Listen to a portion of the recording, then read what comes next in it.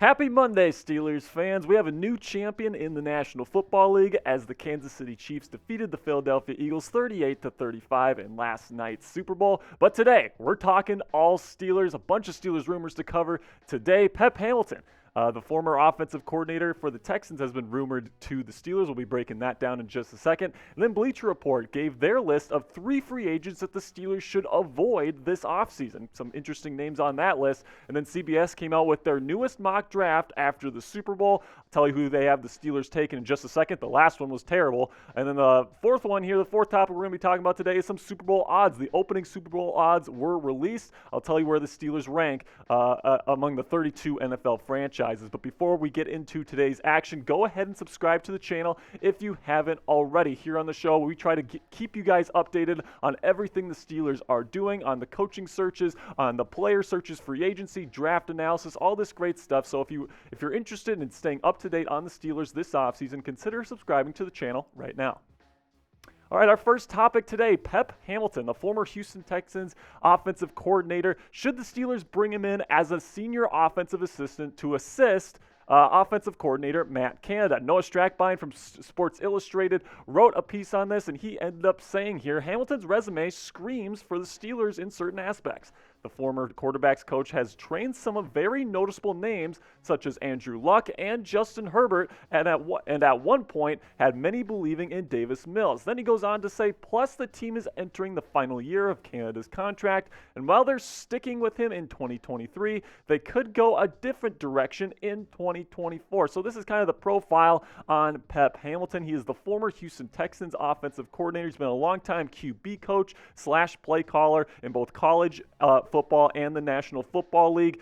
His offensive philosophy kind of goes from the Norv Turner run and shoot classic style power run game mixed with the deep passing game kind of philosophy. And he's developed some of the best QBs that we've seen in the National Football League in the 21st century. In Andrew Luck with the Colts in his first couple of years in the league, very, very quick turnaround from college to pro. Same thing with Justin Herbert. Justin Herbert's somebody that I thought was a little raw coming out of college, and under Hamilton's coaching there with the Los Angeles Chargers, had one of the best rookie seasons we have ever seen. So you bring in Pep Hamilton, someone that has a pedigree with working with young quarterbacks. He could be very, very useful for a Steelers organization that has a young quarterback in Kenny Pickett, and they're hoping can develop into one of those guys in the National Football League that can win you playoff games, that can win you Super Bowls, that can be the legitimate franchise quarterback for the black and gold. And in my opinion, if he's available and he doesn't take a job elsewhere, the Steelers should 100% consider bringing Hamilton in. I think that his downfield passing concepts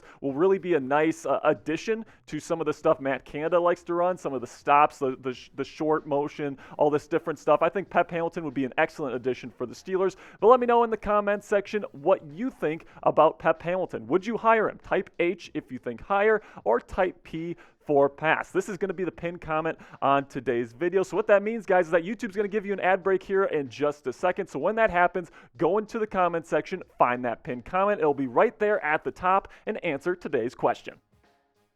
The next topic on today's show, Bleacher Report came out with a list of 3 players that the Pittsburgh Steelers should avoid in free agency. We've done a bunch of free agency target stuff here on the show. This is a bit of a different twist, some guys to not sign. So the first guy on their list was Greedy Williams, former second-round pick, spent his entire career with the Cleveland Browns. A bit skinny, right? 6'2", 185. He's a bit slender, and the big thing for him is that he's not very strong. He doesn't win at the catch point, and he's been hurt a lot since he got into the league, but there's some reasons why the Steelers might want him. So Christopher Knox, he's the one that wrote the article for Bleacher Report. This is what he had to say about Greedy. Given Pittsburgh's cap situation, a budget free agent like Greedy Williams of the Cleveland Browns could be enticing. The LSU product was a second-round pick in 2019 and has experience playing against both AFC North receivers. Then he goes on to say, however, the 25-year-old fell out of favor in Cleveland after injuries limited him to just 39 games in 4 seasons. He still has upside that the Steelers could unlock. The problem is that he hasn't been very good even when he's been healthy, and I completely agree with Christopher here. Stay away from Greedy. I think that he's somebody that, although he's not going to cost you all that much. He just hasn't had that production. He's still very skinny, still very slender, not a very good player in my opinion. Maybe there's some upside there, but I don't think he's the type of player the Steelers are looking for this offseason. Number 2 player on their list was Jadeveon Clowney, the edge rusher, former number 1 overall pick, and he says don't touch him. Here's the reason why. This is what he ends up going into in his article. The idea of adding a quality pass rusher to partner with TJ Watt and Alex Highsmith could be tempting for the Steelers. Again, their pass defense was the biggest defensive liability this past season. Then he goes on to say the 29-year-old is a notable name, but he's going to be costly. He has never signed a free agent deal worth less than $8 million annually, and he isn't likely to join Pittsburgh on a team-friendly contract. And again, I agree with Christopher Knox here. I think that Clowney is going to be way too expensive. He's going to be asking for probably at least $7 million. And if you bring him in, if he even plays edge rusher, he's going to be pretty big for an outside linebacker in the Steelers' 3-4 scheme. He's going to be a rotational piece. He's going to be a third down pass rusher for the Steelers. And paying $7 million for that kind of piece, I think is just a bit too rich. There's one more name on the list, but before we get into that name here, go ahead and interact with me on Twitter or Instagram. If you got a Steelers question, you got a mock draft you want to share with me, you got an idea you want to run past me on social media, go ahead, give me a follow on Twitter at Jack_Sperry or Instagram at SpareDog.football. And the last name on Bleacher Report's list of free agents to avoid is Javon Hargrave, which this was kind of the surprising one to me because Hargrave is going to be one of the most coveted free agents in the NFL free agency period, and he's a pretty darn good player. So this is what he had to say. The South Carolina State product was a great nose tackle in Pittsburgh between 2016 and 2019, and he's maintained quality play since joining the Eagles in 2020. Then he goes on to say Hargrave has a projected market value of $20.1 million annually, which is well outside of Pittsburgh's realistic price range. He's also unlikely to accept a team-friendly offer, even if he did like the idea of a Steelers return. And he's absolutely right here again. Hargrave is going to be too pricey. He's going to be up there in the $20 million per year range, along with Daron Payne at the defensive tackle position this offseason. And this is kind of his last shot to really make some money. He's 30 years old now. This is probably his last shot to really get a big contract. So he's not going to be doing the Steelers any favors. Even if he does like the idea of coming back to Pittsburgh, it's going to have to be for the right price. I just don't think the Steelers cap situation is in a spot where they can go and get a guy like Hargrave this offseason. All right, so let me know who's your guy this free agency period. Who's a free agent that you want the Steelers to target in 2023? There's a whole bunch of people. There's a bunch of backup quarterbacks they could go get if they cut Mitchell Trubisky, maybe an edge rusher, maybe a cornerback. Let me know who that player is in the comment section. Now let's do a little bit of a mock draft reaction. Last week we did a CBS Sports mock draft reaction where they had, it was a terrible mock draft, in my opinion. They came out with a new one for after the Super Bowl, and they had the Steelers taking Brian Branch, the safety, out of Alabama. And we haven't really been talking about Brian Branch here on the show because I'm kind of operating under the assumption that they're going to bring back Terrell Edmunds and Cam Sutton. And if you bring both those guys back, it doesn't really make sense to go get a safety, especially early on in the draft. But Brian Branch, if they don't sign Cam Sutton, if they don't sign Terrell Edmunds, you're going to have to fill that second safety spot alongside Minkah Fitzpatrick. And Brian Branch is probably a top 10 player overall, in my opinion, in this year's draft class. He's a fantastic player, fantastic instincts. It's one of the best football players in this draft class for sure. A great tackler. He can play multiple positions. He can play nickel cornerback for you. He can play free safety. He might be a little bit small to play strong safety, which is what the Steelers would be bringing him in to do, but he's a hard hitter. He's somebody that's a really, really good player, in my opinion, and he fits what the Steelers want to do. The Steelers with those man-match principles in cover 6, cover 4, and then, of course, the zone principles in cover 3.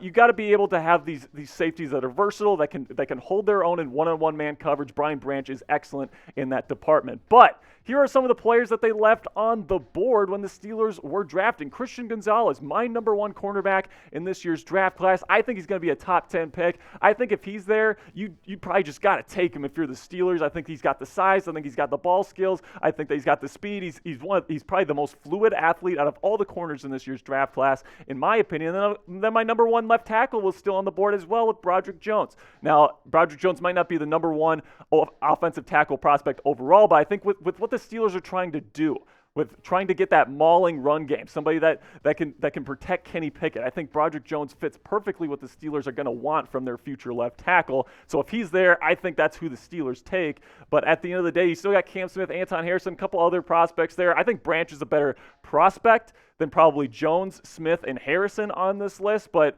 with the fit and with the needs of the Steelers, I'm not sure if it's going to be something where if the only way I can really see this happening, I guess I'll say, is that if Edmonds doesn't re-sign or Sutton doesn't re-sign, there's really no reason to go get Branch. Now, if that happens, if Edmonds ends up going somewhere else, if Sutton doesn't get re-signed, then we can entertain the possibility of a Brian Branch coming back. But at the end of the day, I just don't think that Brian Branch is going to be there because I think they're going to re-sign Edmonds and Sutton. I think they're going to be trying to bring back most of their players from last year's defense because it was pretty darn good at the end of the year. All right, now before we go, let's have a little bit of a discussion about the Super Bowl odds for the Steelers. They're plus 6,600 right now, 25th in the league, tied for 25th. Actually, there's two other teams. I think it's the Commanders and Titans that they're tied with for Super Bowl odds, and I think this is a bit low. I think that with the young talent that they have on there, with the all-pro talent that you have on defense, you got a really great head coach. If Kenny Pickett develops and takes a year two leap from year one to year two and establishes himself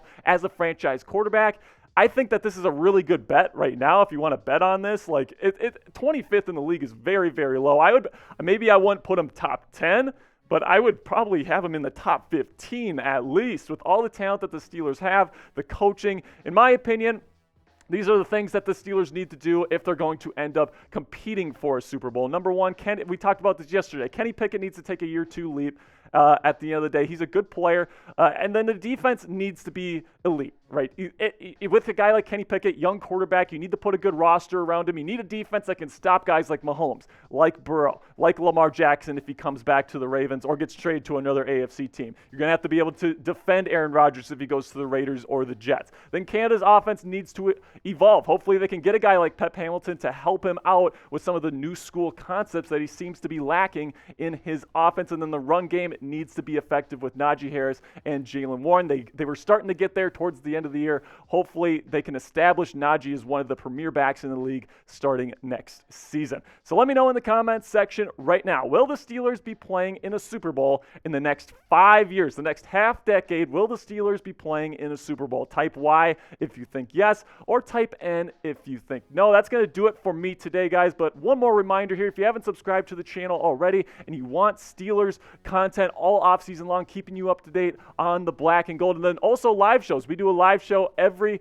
week here on the channel on Thursday, 4 p.m. Eastern time, and turn on notifications so you know every time that we go live, every time we put out new videos. All right, guys, that's going to do it for me today. I appreciate you, Steeler Nation, and until tomorrow,